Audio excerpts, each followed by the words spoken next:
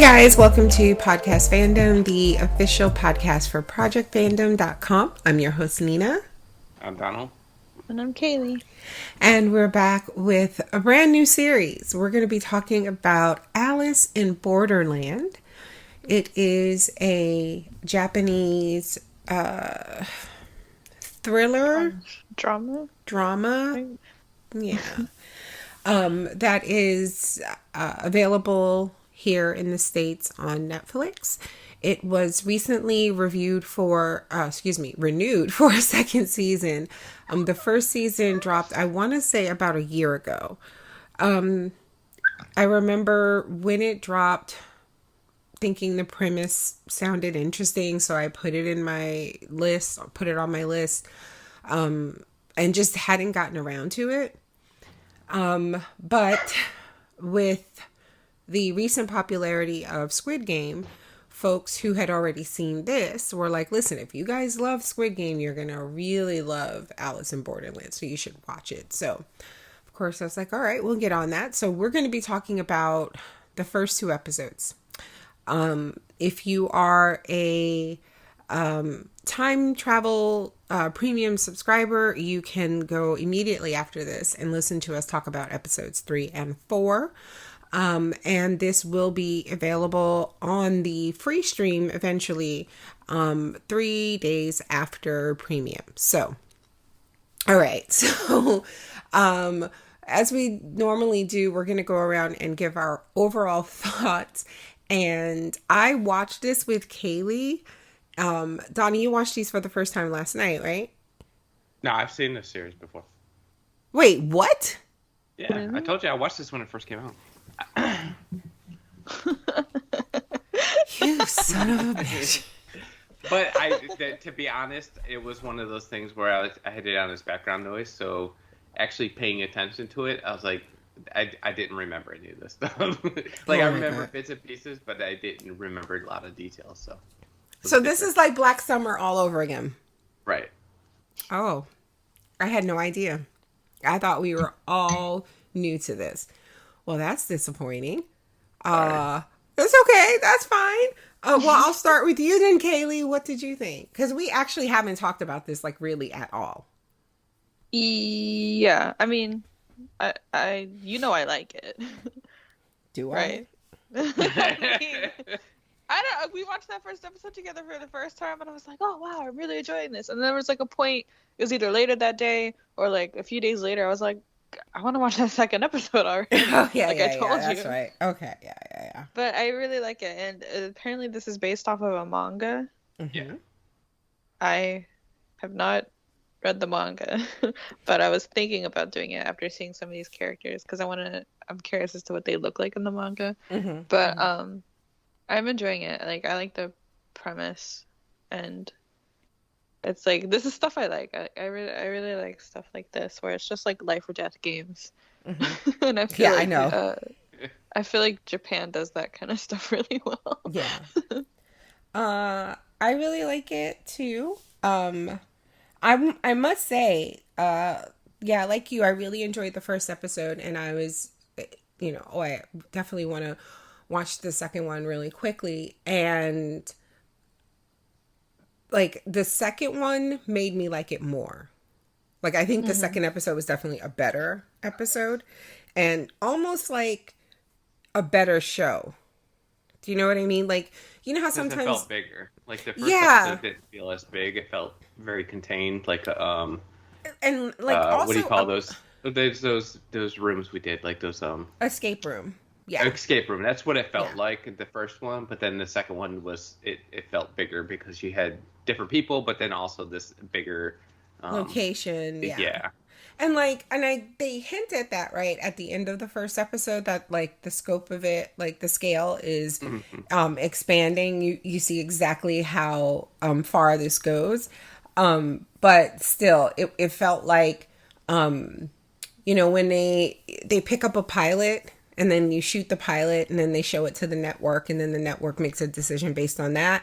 And they're like, okay, we like it, but change this, and so then when you and then they don't reshoot the pilot. So then when the show airs, like the style and the tone feels different. Like you can tell. Sometimes they recast people. It's weird.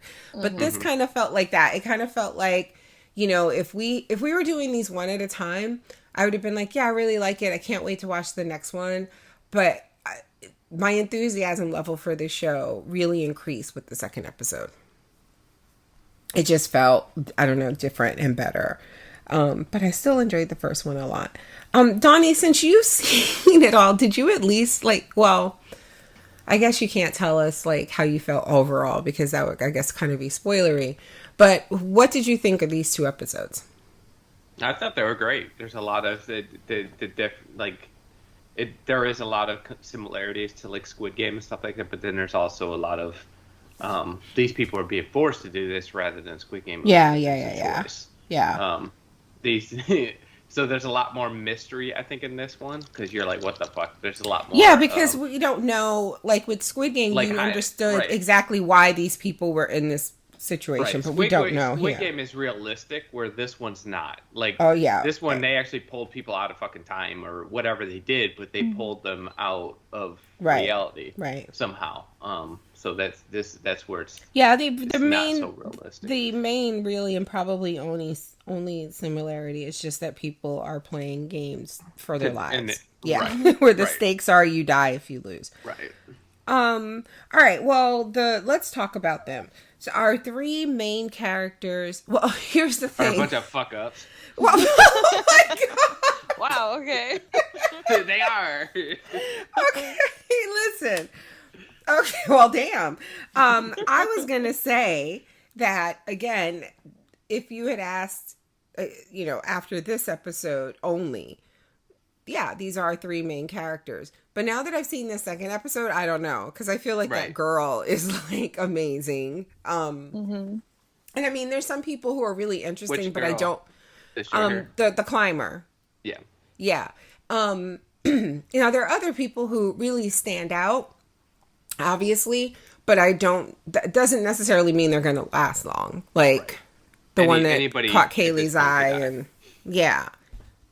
and that big guy. But so far our 3 main characters are 3 friends. Did they say how old they are? They're in their early 20s, late teens. Yeah, it seems like it. I would say mid 20s. Not mid 20s. That one guy had an office. I mean, he had a job. Yeah, he had an office job. There are people. He was the only one that was actually doing something. The rest of them just fuck ups. Okay. So Arisu is a gamer, really smart. I had missed it the first time we watched because we watched this weeks ago, just to see if we would like it enough to put on the schedule, and then watched it again today for notes. I had missed the first time how smart he was, how they had all those close-ups of the geometry books. And it was oh man, now why am I drawing a blank? There was a special kind of geometry, he's super smart. And then there was a car book specifically on BMWs. So later that comes into play, right? Yeah, he knows exactly the length of this car. Man, we would have been fucked. I'm just telling you right now. Because that was more observant than anybody should ever be. So he's really smart, but it seems like he's kind of ambitiousless, or without ambition. His brother comes in and gets at him for sitting around playing video games, and when he's he talks about dad being upset, and he goes, it was better when mom was alive. And there was a brief moment where I thought, please let's not find out their mom died in childbirth with him, the younger yeah. You know what I mean? Because I was why would you say so I couldn't tell if he was saying it in a way I feel you, it was better when he was different when mom was alive, or if he was that's how I took it. He wasn't there sitting there just being lazy. Gotcha. Okay. Then we have Karube.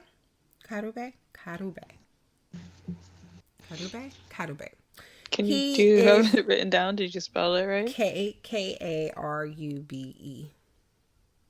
Okay. I've never heard that name before, so I don't know if that's Ah. like if you wrote it down wrong or if that's actually No, his name, because I no. don't know I'm how pretty common sure his name is. it is Karube. Okay. Well, he Yeah, I'm trying to is. remember because I watch it dubbed, and I'm trying to remember how he pronounces it. Oh God. He's not even embarrassed to say that. Like, oh. Look, I have to, but the dubbing is not great on this show. But Oh, it's not. Well, he's fired for kissing his boss's girlfriend at work. He works at this bar, so And I that's felt like that. I mean, that wasn't the first. Like I felt. yeah. Like Oh, yeah. Well, when everything goes bad, doesn't he go back to the bar? Like, you remember they Yes. split up Goes right back away? Yes, he Yeah. goes back and looks for her. So I was like, I guess, like, You were that attached to her. yeah, I guess. And then there's Chota, who is working. He has some sort of office job, and it appears his mom is some sort of religious zealot, always giving money to the church, and she's asking him for money, which he reluctantly gives her at the ATM.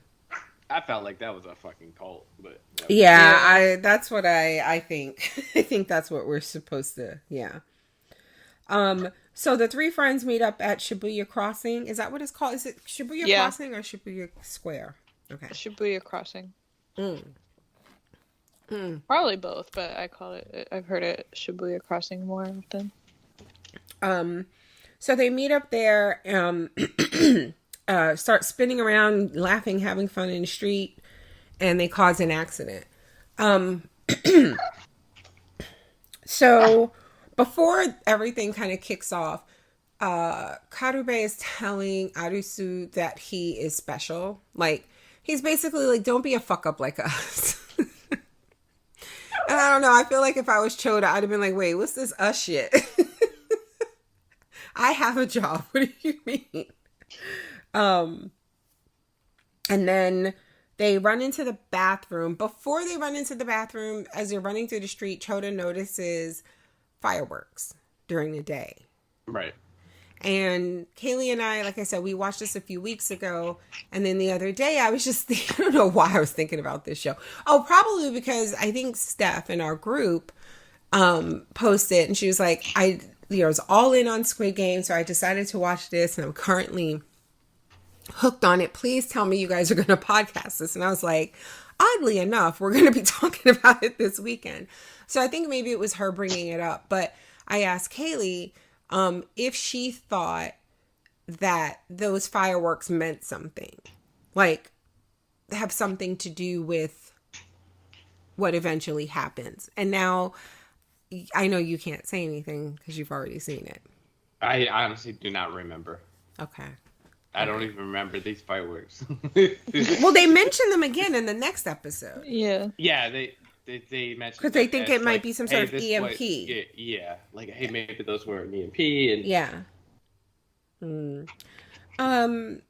So when they come out and everybody is gone, listen, the second episode there was some shit, and we'll get there. But in this episode, this was some stressful shit for me because I hate when the character's in a situation where it's clearly like either clearly dangerous or possibly dangerous, right? And it's quiet, but for some reason they're not. Like, if I don't know what's going on, if I don't know what's going on, if I don't know what's out there, I'm not making my location known for no reason. Like, I was so stressed out watching this. And they all, well, we know Karube went to the bar. But I don't remember. Did he go home? If they did, they never showed it. Mm. Because I think they all went just one place. And so they meet back up at the crossing, and they're just kind of sitting there talking about, Arisu and Chota are basically like, this is kind of awesome. The other guy's like, well, your guys are going to divergent. Yeah. And I honestly wasn't even going to bring this scene up when we were talking until we watched the second episode and what happens there. Now it's kind of relevant. But you guys did you guys catch it? Because you if you pay attention, you hear it in the first episode, then you hear it again in the second episode. Right when everything happens, you hear like a tone. No. Okay, so I only like, know about the tone on the phones, but I okay, don't... no. Like when they're in the stall before the lights go out, you hear like this almost like a beginning of a game or something like that, or you turn on your phone okay, or something like that. Yeah, And then the same thing happens when she's in the shower in the second episode. You hear the same tone. Okay. So the billboards, one of the marquees light up, and it's basically telling them that a game is going to commence shortly, and there's these arrows pointing in a direction, and in the distance they see these like red lights in the sky. That's not where they end up going, right? It is. Oh. It was the building that was lit up. That was those red lights were. That just, it felt like, that felt anticlimactic then, because I thought, like, it looked like when you see like a stadium, there's, you know what I mean? When there's a concert and you can see. Yeah, when you get to the building and the building is like, they got all these neon lights all over it, it's like, okay. I was dark expecting. and that's the only light. Yeah, it was cool. I was expecting something bigger, like a spaceship, but okay. So they go up into this building. The sounds are so creepy in this scene. Well, I want to say two places where, off the top of my head, that the music I thought was really, really great. Before shit kicks off, when they're just standing there at the crossing and they're, you know, one guy smoking a cigarette and they're just talking and Arisu kind of just stares into space. The music that is playing there, the strings, it's so pretty. It reminds me of something you would hear in The Leftovers. Particularly knowing then that like this is like the last peaceful, nice moment before everything goes to shit. And then here, the music is so fucking creepy when they first come in this building and they're picking up the phones. Oh, I hate it. So what happens? Oh, one phone per person, because their cell phones don't work, right? Like their personal cell phones. Nothing's working. Okay. And then this woman shows up. The phones have like facial recognition that recognizes them. And I forgot that. Was it? Wait a minute. Well, that would mean that the phones, like, the phone would be assigned to them, right? I thought that was just like after once it does the facial recognition, it then it's theirs. To them, so okay, gotcha. Right. So on the main screen it shows you the Visa app, and then there was another app, but I can't remember what it was. Okay. So, when that woman appeared, like, I don't know if it's because men are just stupid or what, but like, I felt like she was so confident and knew shit that she maybe shouldn't know. And the only one that seemed kind of halfway over her shit was Karube. But that was mainly because she was trying to get everybody but her to sacrifice and test doors, you know? Right.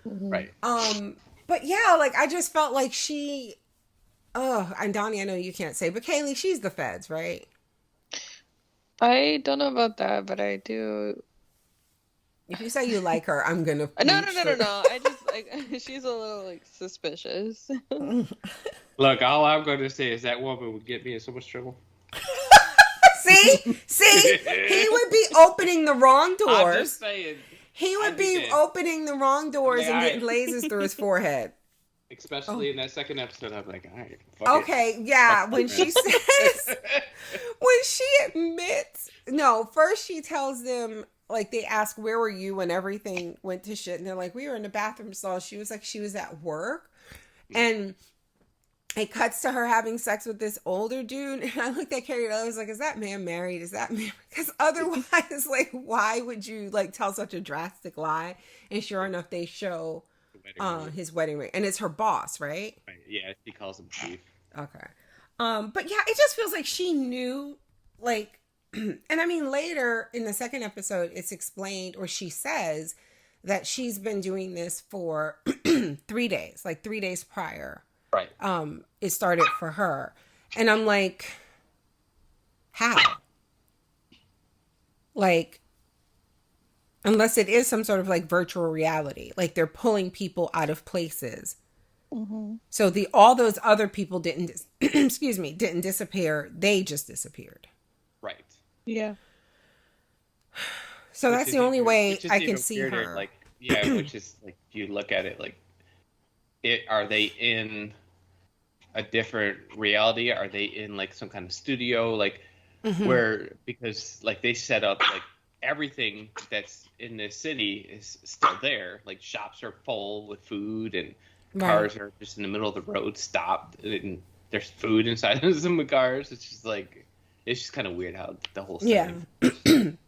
But they walk through, and I mean it's clear if she hasn't done it before, like she knows things, because she shows them that once they cross a certain threshold they can't go back, because there are these lasers, naked infrared lasers, and they'll be killed if they go through. And then a new girl shows up. She's basically red shirt.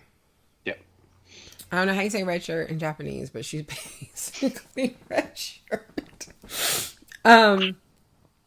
So there's a playing card, or no, on the phone it tells them that the game, when it begins, it's 3 of clubs, right? Yep. And that's the difficulty of the game. But later we find out. Well, in we don't episode find that out 2, until the second episode. No. On the phone it says game difficulty. Yeah. And it says 3 of clubs. Oh, okay. He just explains it better in the second. Yeah. Like, so and then even after the game was done, when they find the 3 of clubs card, they don't really get it, other than they know it was the level of difficulty in the game. But then in the second episode, we learned that the card tells you the type of game that's going to be played. And so if it's clubs, it's a team game, like the game in the first episode, Dead or Alive. If it's diamonds, it's a game of wits. If it's spades, it's a game of strength. And if it's hearts, it's a game of betrayal, or betrayal. There was one other I totally forgot. But and then the number is the difficulty of the game. So from, I'm guessing, 1 to 10. Maybe 13 if they're doing Jack, Queens, King. I don't know. Yeah. But it's the difficulty level in the number and the number of days you get for your visa if you win. Oh, I missed that. Yeah. So this game in episode 2, that's a long visa, right? I feel like it was like, what? Yeah, because it was 5. The second episode was 5. Oh, 5 of spades, right. Yeah. Why was I thinking 8? Okay. So the first game is they're in the building that they entered. They enter a room. There's 2 doors to choose from. Live or die. Liv has like a anime girl. Looks like someone from one of your games, Kaylee. Love Live. Yeah. An idol. And the other one has like the Grim Reaper on it, and it's die. And so they have like 2 minutes to make a decision on which door they're going to go through. Now, do they all... Well, no, they don't. I was going to say, like, they don't... There's no, like, rule to the picking of the room. No. Yeah. Like, if you... It would be stupid to, but if you wanted to, 2 people could go through 2 doors, at different doors at the same time. Right? Yeah. Okay. So they get 2 minutes, and I don't know if there's still a bit of like, what is this? Maybe not taking it kind of seriously, and till the point where the time runs down, and the new girl panics, and she goes through the live door, and she's immediatly killed. Now, what the fuck? Because we see later this stuff is like coming from the heavens. It's like the sky, the heavens. Oh, like, what the fuck? At least it's quick, right? Probably quick and painless. Yeah. Well, I guess I would assume so. The next door, Karobe does it. Karobe, he does it. He like takes it one for the team, and he picks a door, and they live. And then the next door, the next room, they only have 1 minute and 40 seconds because they lose like 10 to 20 seconds each time, right? 10 seconds each room. Okay. Yeah. So they have 1 minute and 40 seconds. And he's like, girl, it's your turn. And she was like, and then Katabe starts yelling at Arisu, and he's like, use your brain. Like, I go to work every day and you just sit at home playing games. Use this brain to get us out of here. And to the point where he just slaps him, but it works. Cause like after he hits him, it takes him to the next, like he tells him that, and then he's still like, he's like, that's right. It's not until they get to the next room, and he's like, wait. Yes. And he figures it out. He turns into Sherlock in that next room when they have like a minute and 30 seconds. He's like, he remembers the car that was parked outside and how it was the length of the building, and he knows the measurements of this car, and he figures the rooms and the elevator and he checked the map. And again, we would have been dead. It would have been like, and at one point I was thinking like, could they get a little like tricky and like, could you open a door and like throw your purse in there? And if it shoots the purse, then everybody go in the other room. I don't know. But the other thing I failed to mention, though, it's like when the time is up, the room that they were originally in, if they don't make a choice, fire comes through the floor. Yeah, it starts gassing first and then fire comes. It's just unnecessarily cruel. And they are making pretty good headway with Arisu's plan, figuring things out. Like he draws this map. They look at video that Chota took when they first got in there. But Chota's leg does get burned. Yep. I don't know why they were not just like in a snake single file. Like there was way too much like close calls running through those doors. Yeah, almost each room, someone almost got burned. Yeah. It was really stressful. So then when they finally get out, they see that man in the alley, and he's like, I quit. And they're like, what? Oh, he's like, did it shit no more. He's like, I quit life. He was like quitting. He just like his visa was up.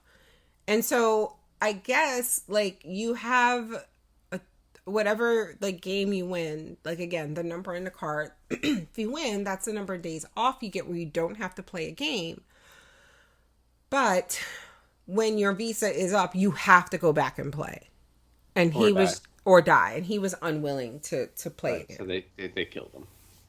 Okay. And then we see there's a girl up on a rooftop, and it's if not the whole world, it's definitely they're a big part of Japan.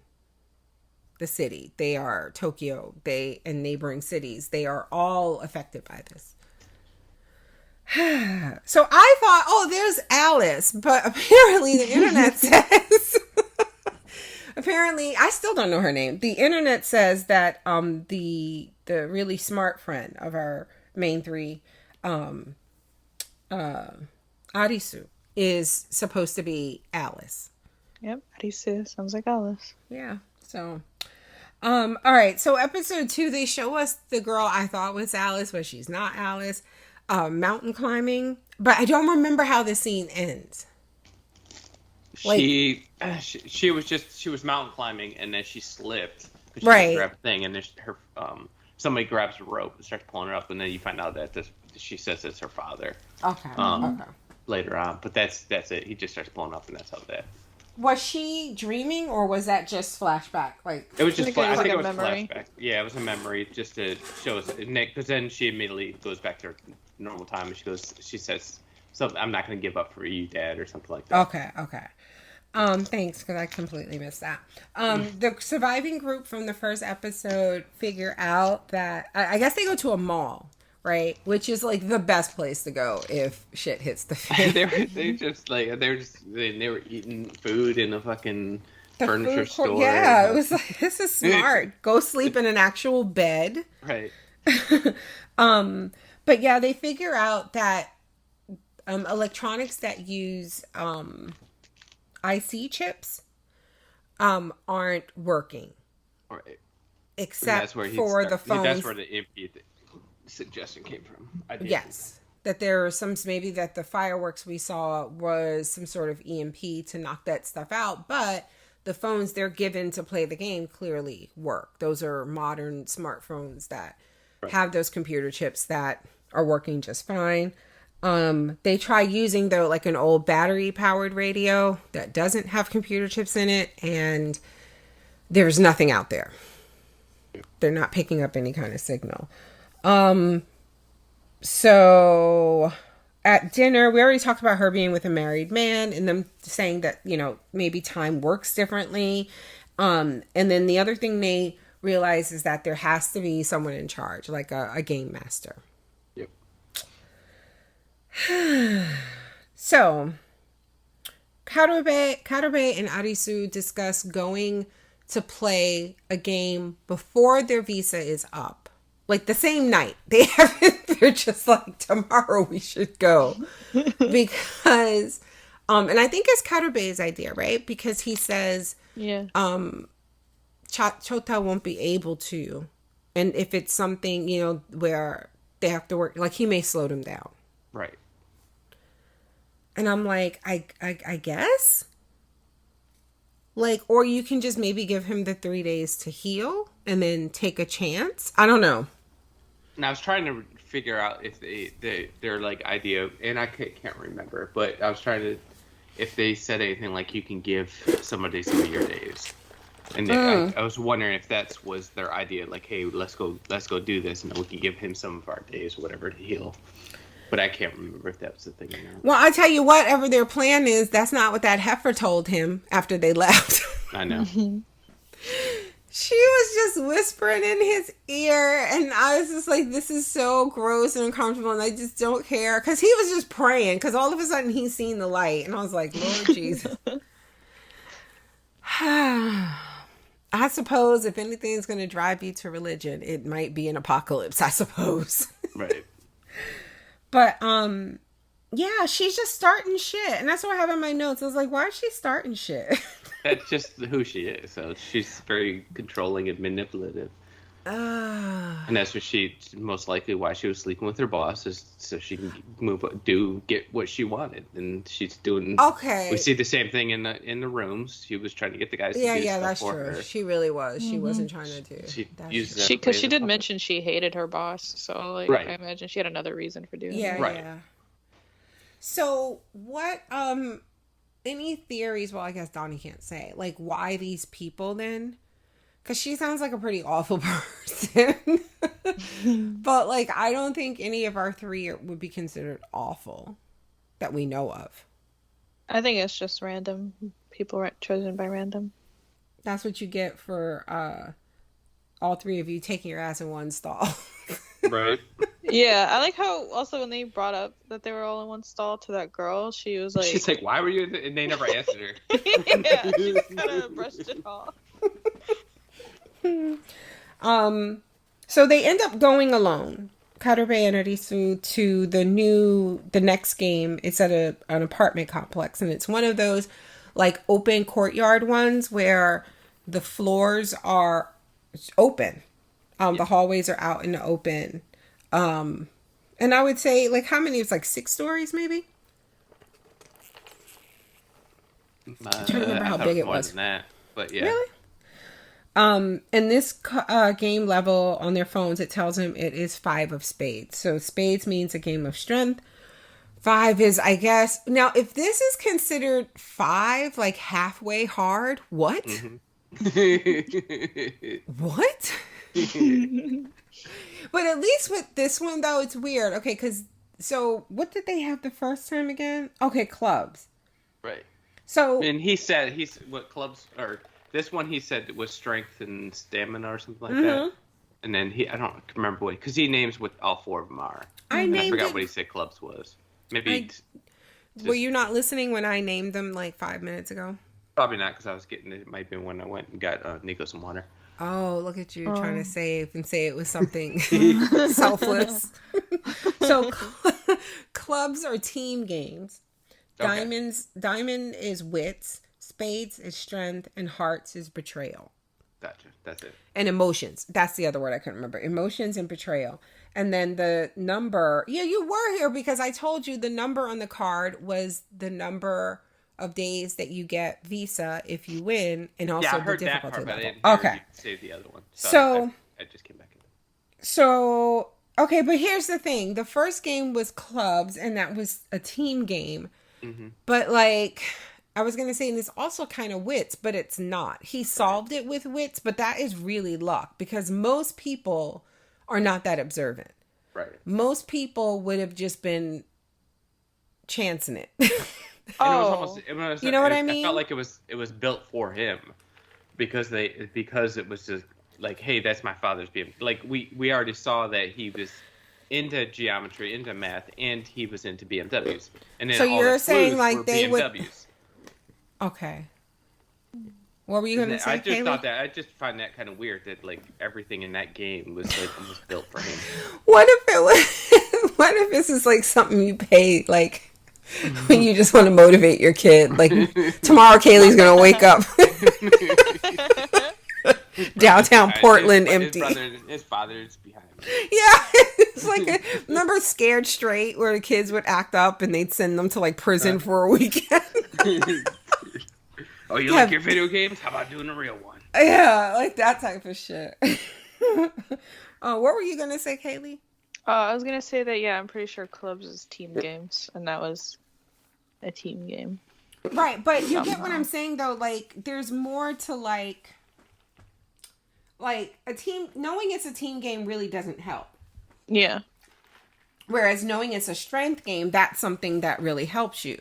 Knowing it's about wits, that's something I guess that could prepare you. But like saying it's a team game means nothing because it could be a team game with wits. It could be a team game with luck, as you see. So I guess, anyway, like in this case, it was just a team game in the sense that the more people you have, the better, because you don't want to sacrifice people because you don't know how long you're going to be going through these doors. That's true. The more, and I wonder why then it was just like the 5 of them. So anyway, maybe people didn't show up. Yeah, because if you have a visa, you don't have to. Right, depending on if you have a bunch of days. Yeah. I wonder what would have happened if they didn't go. You know what I mean? Like, I wonder how many people were like there for the first time but just never arrived to a game, so they just died automatically. Yeah, that's what I mean. Like you're just like my black ass would have been like, I'm not going to follow the fucking sign. All right, you going out there. Oh shit, fuck that. So there's this one guy named Natovi who kind of just follows Karube and Arisu the whole time. Because it was his first day. Oh, was it? I thought he had done it before. No. The guy that was following the main two? Yeah, he said he played like 5 games at that point. Yeah. That's what I mean. The guy with the mustache, right? Yeah. Oh, no, I was thinking there was a young kid that popped up. The guy with the cap. Oh, yeah, okay. He's like, did he die? I can't remember. I think so. Yeah. I think, like, the only people that survived were the ones we saw. Yeah. Because, like, what happened to him after they... I mean, like, we're jumping ahead a bit, but I don't remember what happened to him after they crawled away.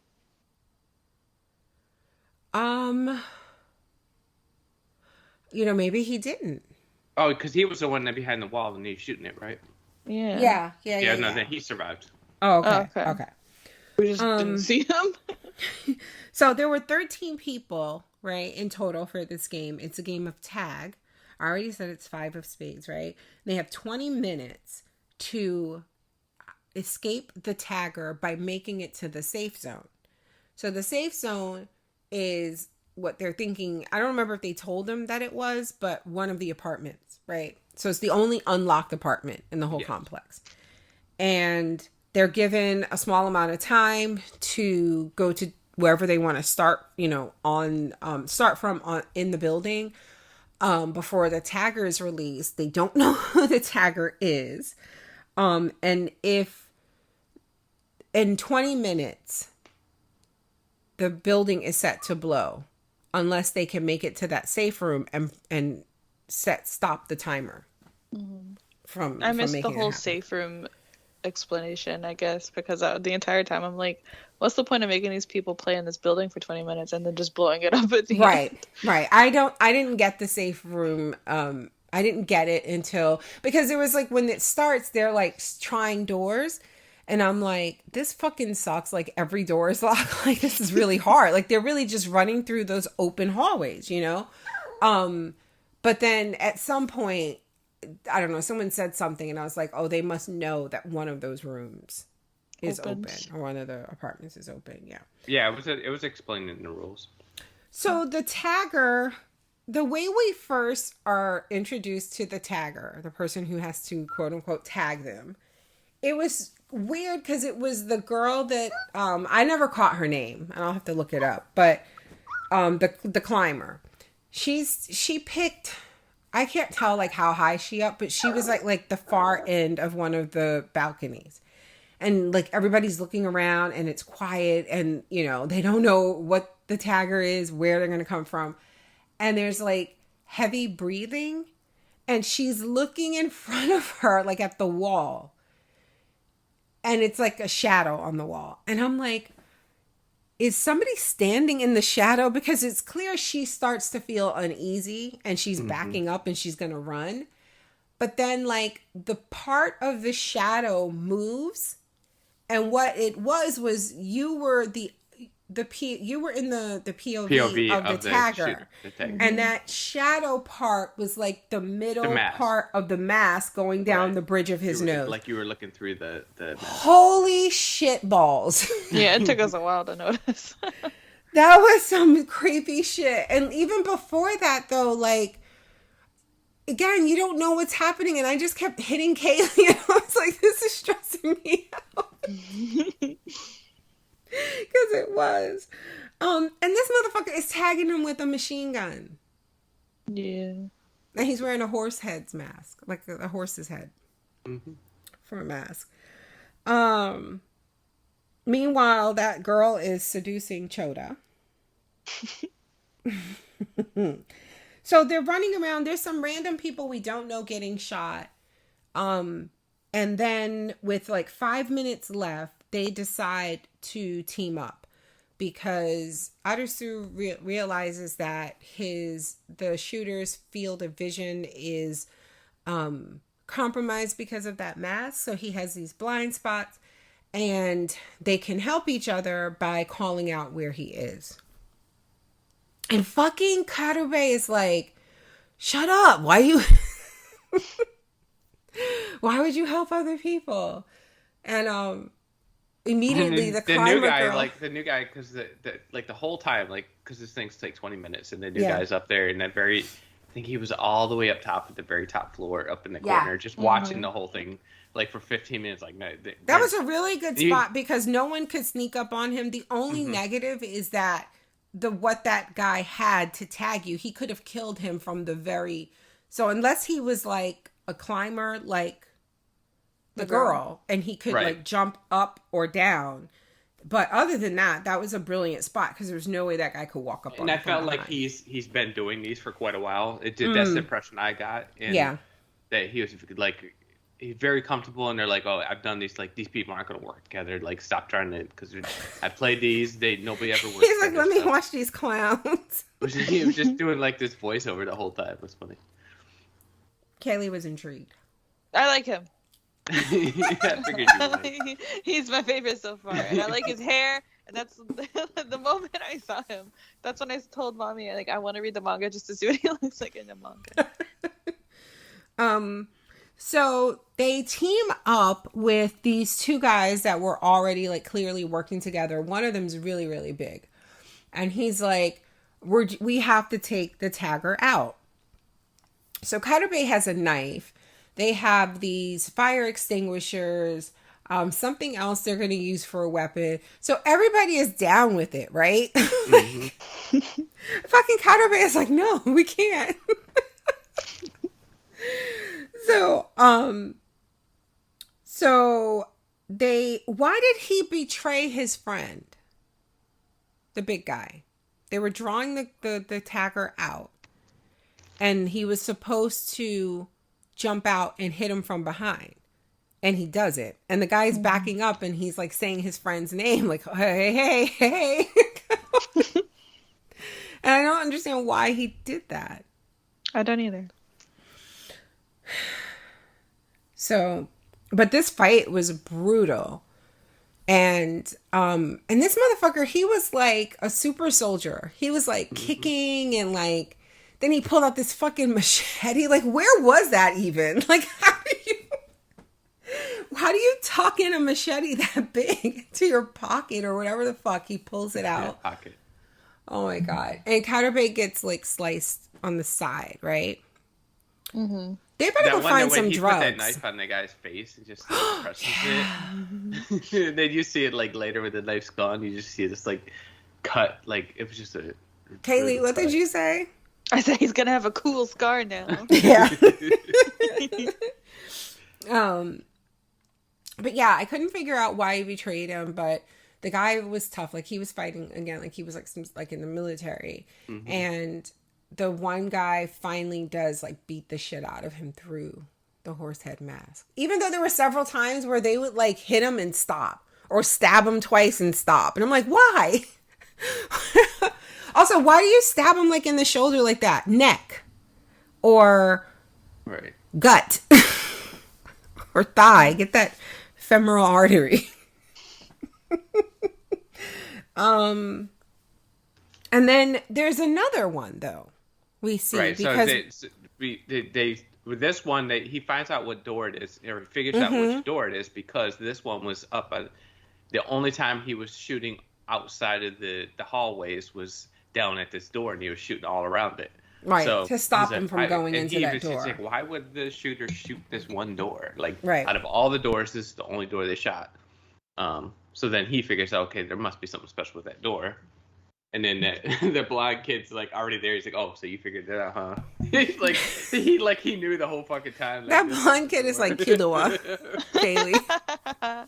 Yeah. But yeah, there was when they get in there, it's all white. Everything is white, and then they get to one door and there's somebody else in there, another horse-faced person in there. Yeah, another tagger. And there's 2 buttons that have to be pressed at the same time in order to stop.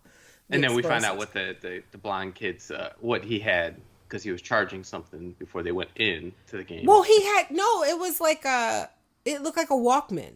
Yeah, it looked like a Walkman, but it was actually a taser. Yeah.